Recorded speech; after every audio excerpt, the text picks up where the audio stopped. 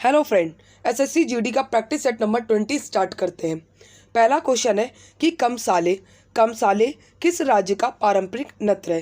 तो ये किस राज्य का पारंपरिक नृत्य है? ये कर्नाटक का नृत्य है। कर्नाटक के और भी नृत्य हैं, कौन कौन से? तो डोलू कुनी था, कौन सा? डोलू कुनी था, यक्षगान और वीरगासे जो कि नृत्य ये दशहरा पर किया जाता है, नागमंडला, जूडू हैली और कौन सा? तो कृष्ण पारिजात। कौन सा? कृष्ण पारिजात। ये सारे नृत्य किस राज्य से संबंधित है? तो ये कर्नाटक से संबंधित है। ऐसे ही गुजरात के कहते नृत्य देख लेते हैं। तो गुजरात के कौन कौन से नृत्य हो गए? तो ये हो गया गरबा और जुरीथुन। कौन सा हो गया? गरबा और जुरीथुन हो गया। गोवा के नृत्य कौन कौन से हो गए? तो धनगर और कौन सा हो गया? तो मुसोल हो गया। और असम के, तो असम का मोस्ट इंपॉर्टेंट लोक कहते नृत्य हो गए, ये कौन सा? झुमरा और कौन सा हो गया? कानोई। झुमरा और कानोई। नेक्स्ट है question number second. Question number second क्या कह रहा है कि अब्दुल करीम खान हिंदुस्तानी संगीत के किस स्कूल के प्रतिपादक थे? तो ये किस स्कूल के प्रतिपादक थे? ये किराना घराना के प्रतिपादक थे, जो कि किससे संबंधित है? मुजफ्फरपुर यूपी से संबंधित है। किराना घराना के और भी क्या कहते हैं प्रतिपादक कौन कौन है? तो अब्दुल वहीद खां जो किसके भाई हैं? अब्दुल करीम खान के ये भाई हैं। और भी क्या कहते हैं किराना घराना से संबंधित है, तो कौन कौन है? हीराबाई, दशरथ मुले, कौन है? दशरथ मुले और भीमसेन जोशी जी हैं, भीमसेन जोशी। जयपुर घराने से कौन कौन संबंधित है? तो अल्लादिया खां और किशोरी अमोरकर, इन दोनों का संबंध किस घराने से है? तो ये जयपुर घराने से है।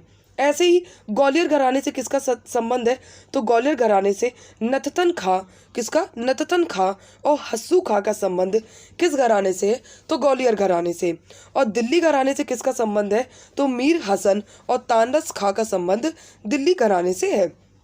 नेक्स्ट है क्वेश्चन नंबर थर्ड क्या है कि जाकिर हुसैन कौन सा कहते वाद्य यंत्र बजाते हैं? तो ये तबला बजाते हैं और इन्हें पद्म विभूषण 2023 में मिला है। ऐसे ही हरिप्रसाद चौरसिया ये कौन सा वाद्य यंत्र बजाते हैं? तो बांसुरी बजाते हैं। सितार के कौन कौन से वादक हो गए? तो निखिल बनर्जी, बुद्धादित्य बनर्जी, राजीव जनार्दन और सुजात हुसैन खान और अनुष्का शंकर, इन सब का संबंध किससे है? तो सितार से। ये सब क्या बजाते हैं? तो सितार बजाते हैं। नेक्स्ट है क्वेश्चन नंबर फोर्थ क्या है कि पैरा ओलंपिक में स्वर्ण पदक जीतने वाली पहली भारतीय महिला कौन थी? तो ये अवनी लखेरा थी। इन्होंने 2 मेडल जीते थे। कितने मेडल जीते थे? 2 मेडल जीते थे शूटिंग में। और गोल्ड किस में जीता था? तो 10 मीटर में जीता था। और 50 मीटर में क्या इन्होंने जीता था? तो ब्रॉन्ज जीता था। अच्छा, पैरा ओलंपिक स्टार्ट कब से हुए थे? तो ये 1960 से स्टार्ट हुए थे। कब स्टार्ट हुए थे? 1960 में ये स्टार्ट हुए थे। और पहले भारतीय जिन्होंने ये पदक जीता था तो ये मुरलीकांत पेटेकर थे और इन्होंने गोल्ड जीता था। किस खेल में? तो स्विमिंग में 1972 में जीता था। और भीमराव केसरकर ये दूसरे थे, इन्होंने भाला फेंक में क्या जीता था? सिल्वर जीता था। 1984 में जीता था।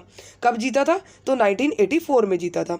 नेक्स्ट है कि इस बार पैरा ओलंपिक की स्थिति क्या थी? तो पैरा ओलंपिक में भारत की रैंक कौन सी थी? तो 24 रैंक थी, जिसमें 5 गोल्ड आए थे, 5 गोल्ड, 8 सिल्वर और 6 ब्रॉन्ज आए थे। मतलब कुल पदक कितने आए थे? तो 19 पदक आए थे। रैंक क्या थी? तो 24 थी। और पदक कितने जीते? तो 19 पदक जीते थे। नेक्स्ट है क्वेश्चन नंबर फिफ्थ क्या है कि आईपीएल की शुरुआत किस वर्ष में हुई थी? तो ये किस वर्ष में हुई थी? 2008 में हुई थी। आईपीएल का पूरा नाम क्या है? तो इंडियन प्रीमियर लीग है। इसके पहले विजेता कौन थे? तो राजस्थान रॉयल्स थे। और उप विजेता कौन थे? तो चेन्नई सुपर किंग थी। और चेन्नई सुपर किंग्स और मुंबई इंडियंस ये लोग क्या कहते हैं 5-5 बार विजेता रह चुके हैं। 5-5 बार ये लोग विजेता रह चुके हैं। और सनराइजर्स हैदराबाद और केकेआर ये 2-2 बार विजेता रहे। और गुजरात टाइटंस और राजस्थान रॉयल्स ये लोग 1-1 बार विजेता रहे हैं। नेक्स्ट है कि 2023 में आईपीएल के विनर कौन थे? तो आईपीएल के विनर कौन सी टीम थी? तो ये चेन्नई सुपर किंग ये टीम थी। और रनर कौन थे, मतलब उप विजेता कौन थे? तो ये गुजरात टाइटंस थे, जिसके कैप्टन कौन थे? हार्दिक पांड्या थे। और सीएसके के कैप्टन कौन थे? तो महेंद्र सिंह धोनी थे। पहला और फाइनल मैच कहाँ हुआ था? तो मोटेरा स्टेडियम में हुआ था, जो कि दुनिया का सबसे बड़ा स्टेडियम कौन सा है? तो मोटेरा स्टेडियम है, जो कि अहमदाबाद में है। और आईपीएल 2023 में ऑरेंज कप किसे मिला था? तो शुभमन गिल को मिला था, जिन्होंने कितने रन बनाए थे? तो 890 रन बनाए थे। टाइटंस की ओर से ही खेल रहे थे। और पर्पल कप किसने जीता था? तो पर्पल कप कहते मोहम्मद शमी ने जीता था, और इन्होंने कितने विकेट लिए थे? तो 28 विकेट लिए थे। ये भी गुजरात टाइटंस की टीम से थे। नेक्स्ट है क्वेश्चन नंबर 6। क्वेश्चन नंबर 6 क्या कह रहा है कि राजीव गांधी खेल रत्न प्राप्त करने वाले पहले पैरा एथलीट कौन थे? पहले पैरा एथलीट कौन थे? तो ये थे देवेंद्र झांझरिया। कौन थे? देवेंद्र झांझरिया थे। और क्या कहते हैं, इन्हें कब मिला था? तो 2017 में मिला था। और इनके साथ और भी थे। कौन? तो सरदार सिंह थे, जो कि हॉकी से संबंधित है। किससे? हॉकी से संबंधित है। ऐसे ही दूसरे पैरा एथलीट कौन थे? तो दूसरे पैरा एथलीट हमारे कौन थे? तो ये दीपा मलिक जी थी। कौन? दीपा मलिक, जो कि पहली महिला थी, लेकिन दूसरी एथलीट थी पैरा एथलीट, जो कि 2019 में मिला था। और तीसरे पैरा एथलीट कौन थे? तो मरियप्पन थंगावेलु थे, जिन्हें 2020 में मिला था। कब मिला? 2020 में मिला। ऐसे ही पहले पुरुष कौन थे जिन्हें क्या कहते हैं राजीव गांधी खेल रत्न प्राप्त हुआ था? तो ये विश्वनाथन थे, जो चेस से संबंधित है। 1991-92 में इन्हें मिला था। और दूसरे कौन थे? तो ये गीत शेट्टी थे, जिनको कब मिला? तो 1992 या 1993 में मिला। और पहली महिला कौन थी? तो कर्णम मल्लेश्वरी थी, जिन्हें 1994 में मिला। और पहले क्रिकेटर कौन थे? तो सचिन तेंदुलकर जी थे, जिन्हें 1997 में 1998 में मिला। और पहला हॉकी में किसे मिला? तो धनराज पिल्ले को मिला था। किसे मिला था? तो धनराज पिल्ले को मिला था। 1990 से ये 2000 में मिला था। और सबसे कम उम्र में ये किसे मिला है? तो अभिनव बिंद्रा जी को मिला है, 2001 में मिला था। कब मिला था? तो 2001 में मिला था। नेक्स्ट है क्वेश्चन नंबर 7 कि बाघ अभ्यारण्य कर्नाटक में कौन कौन से स्थित है? तो कौन कौन से स्थित है? ये नागरहोल, बांदीपुर, बिलीगिरीरंगा, भद्रा, दाडोली, अस्सी, ये सारे क्या कहते हैं बाघ अभ्यारण्य किस राज्य में स्थित है? तो कर्नाटक में स्थित है। ऐसे ही पेंच जो है ये कहते हैं मध्य प्रदेश और महाराष्ट्र की सीमा में स्थित है। और मध्य प्रदेश में और कौन कौन स्थित है? तो ये पन्ना, बांधवगढ़ और सतपुड़ा स्थित है।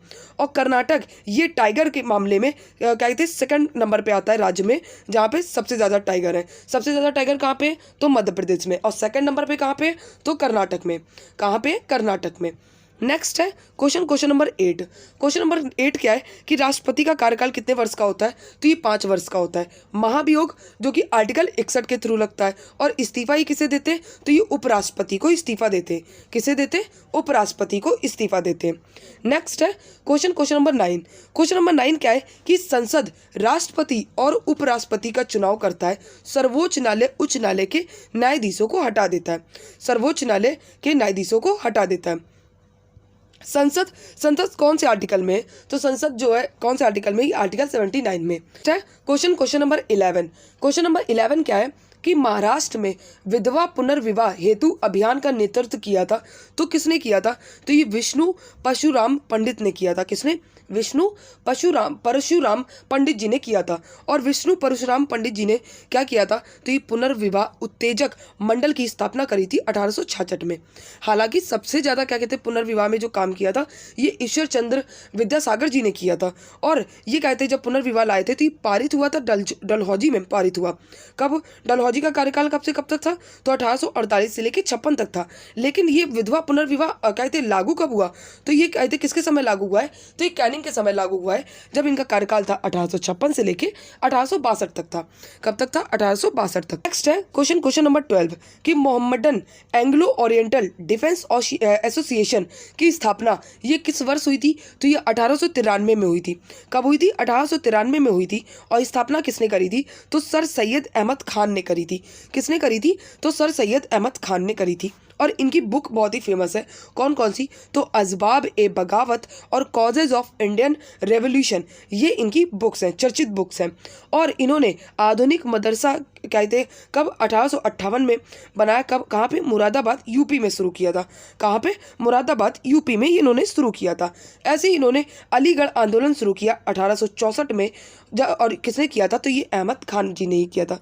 किसने, अहमद खान जी ने ही किया था। ऐसे ही 1875 में मोहम्मद एंग्लो ओरिएंटल कॉलेज बनाया गया, जो कि बाद में 1920 में ही क्या बन गया, तो अलीगढ़ मुस्लिम यूनिवर्सिटी बन गया।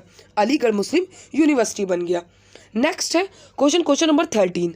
क्वेश्चन नंबर 13 क्या कह रहा है कि दूसरी पंचवर्षीय योजना में भारतीय अर्थव्यवस्था की लक्षित वृद्धि क्या थी। तो लक्षित वृद्धि इसमें क्या थी, तो ये थी 4.5%, लेकिन प्राप्त कितना किया था, तो 4.27 कहते परसेंट हमने प्राप्त कर लिया था। और सेकंड 5 ईयर प्लान ये कब से कब तक आया, तो 1956 से 61 तक। और ये कौन से मॉडल पे आधारित था, तो महालिनोबिस मॉडल पे ये आधारित था। उस समय हमारे अध्यक्ष कौन थे, तो पंडित जवाहरलाल नेहरू जी हमारे अध्यक्ष थे। और उपाध्यक्ष कौन थे, तो उपाध्यक्ष हमारे कौन थे, तो वीटी कृष्णा माचारी थे। और उद्देश्य क्या था, तो तीव्र औद्योगिकीकरण था। क्या था, तीव्र औद्योगिकीकरण था। और क्या क्या स्थापित हुआ था, तो राउरकेला संयंत्र जो कि उड़ीसा में स्थापित हुआ था, किसकी मदद से, तो जर्मनी की मदद से। ऐसे ही भिलाई जो कि छत्तीसगढ़ में स्थापित हुआ, और ये रूस की मदद से। और दुर्गापुरा जो कि कहते पश्चिम बंगाल में, और ये ब्रिटेन की मदद से स्थापित हुआ था। किसकी, ब्रिटेन की मदद से स्थापित हुआ था। नेक्स्ट है क्वेश्चन नंबर 14 कि भारतीय रिजर्व बैंक द्वारा क्या कहते हैं निर्धारित किया जाता है, तो ये क्या कौन कौन सी निर्धारित करी जाती दर, तो ये बैंक दर निर्धारित करी जाती है, CRR और SLR निर्धारित की जाती है। ऐसे ही MSM और SF का फुल फॉर्म क्या होता है, तो मार्जिनल स्टैंडिंग फैसिलिटी होता है। क्या होता है, कहते हैं मार्जिनल स्टैंडिंग ऑफ फैसिलिटी होता है। बैंक रेट CRR, तो CRR का फुल फॉर्म क्या होता है, तो कैश रिजर्व रेशियो होता है। और क्या कहते हैं SLR का फुल फॉर्म क्या होता है, तो स्टैट्यूटरी लिक्विडिटी रेशियो होता है। और जून 2023 से क्या कहते हैं, जून 2023 तक क्या कहते हैं रेपो रेट कितनी रही है, तो 6.50% रही है। ऐसे ही बैंक रेट कितनी रही है, तो बैंक रेट 5.15% रही है। और क्या कहते हैं रिजर्व ये कितनी रही है, तो ये 3.35% रही है। कितनी रही है, 3.35% रही है। नेक्स्ट है क्वेश्चन नंबर 15।